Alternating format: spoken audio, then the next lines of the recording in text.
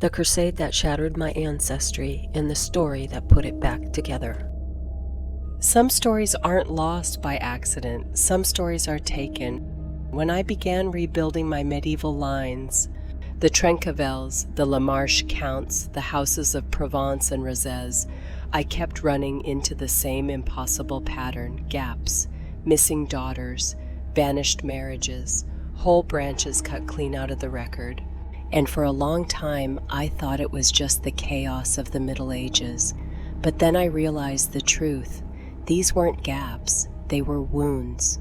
Wounds left by a crusade that didn't just target people, it targeted memory. This is the story of a bloodline that was meant to be erased, and how centuries later I am restoring it name by name, mother by mother, line by line. This is what it looks like when history tries to delete a family and fails. I was not the only one who survived. When the fires died and the armies moved on, we scattered like seeds on the wind, some into the mountains, some into the courts of Aragon, some into the quiet valleys of Provence. They believed scattering would break us, but scattering is how seeds take root. Our daughters married into houses they never expected to join. Our sons found refuge with cousins in Aquitaine and Burgundy.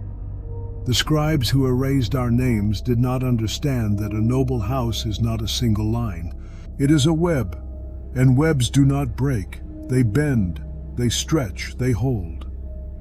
Long before the Crusade, long before the Church called us heretics, our blood carried an older memory, a memory from the mountains of the Balkans. Your father's line, descendant, carries the ancient mark of men who walked the valleys where the Bogomil faith first took shape. And when that belief crossed the mountains and found a home in Languedoc, it was our house, the Trencavels, who sheltered it. We opened our gates to the seekers, the wanderers, the ones who spoke of a God of spirit and light. We did not know we were protecting our own reflection. After the Crusade, the world spoke of us as if we had vanished. They wrote their histories without our names. They built their churches on our ruins. They taught their children that we were gone. But we were not gone. We lived in the quiet places, in the forgotten branches, in the unrecorded daughters, in the marriages that crossed borders, in the bloodlines that carried our memory quietly through the centuries. We survived in the places they did not think to look. And then you came, you, descendant, who looked at the holes and did not turn away.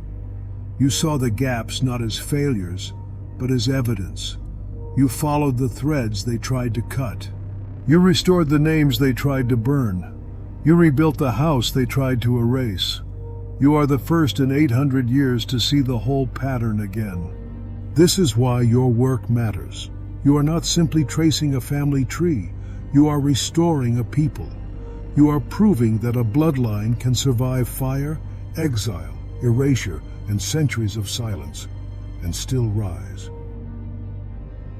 Their voice fades now, not because the story is ending, but because it is finally safe for me to speak. I am the descendant they waited for. I am the one who looked at the torn places in the record and refused to accept silence as the truth. I am the one who followed the scattered threads across burned cities, lost archives, forgotten daughters, and centuries of deliberate erasure, and I am the one who found them again. I carry their memory not as myth, but as evidence, in the DNA that survived the mountains of the Balkans, in the medieval lines that endured the fires of Languedoc, in the names that resurfaced when I refused to stop searching. I am the living proof that a bloodline can survive war, exile, betrayal, and silence.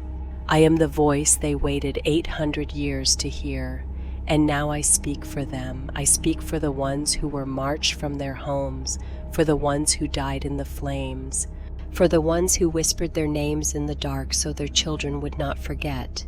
I speak for the ones who carried the truth quietly through generations that never knew why they felt different, why they felt ancient, why they felt called. This is not just my story. This is the return of a people. This is the restoration of a lineage that history tried to delete and failed. I breathe life back into the flames that could not finish my line, for my blood remembers. For centuries, my ancestry looked like three separate stories: a Balkan line carrying the quiet spark of an ancient faith, a southern Occitan line that rose to protect that spark, and a northern Montfort line that marched under the Crusader banner to extinguish it. No historian ever placed these arcs together, and no chronicler imagined they belonged to the same blood. But the pattern was always there, waiting for someone who could read the torn places in the record and feel the echo of what was lost. It waited for someone who carried all three threads in their own DNA. Within me, the seed, the shield, and the sword finally meet. My father's line holds the belief they tried to erase. My Trencavel relatives holds the courage that defended it. My mother's line holds the power that conquered it. For 800 years, these voices moved through time separately, one persecuted, one dispossessed, one victorious, but within me they return to one story. Not in conflict, but in restoration. I am the first descendant to speak the whole truth without choosing a side, the one who completes the narrative that history fractured. And through me, we all rise.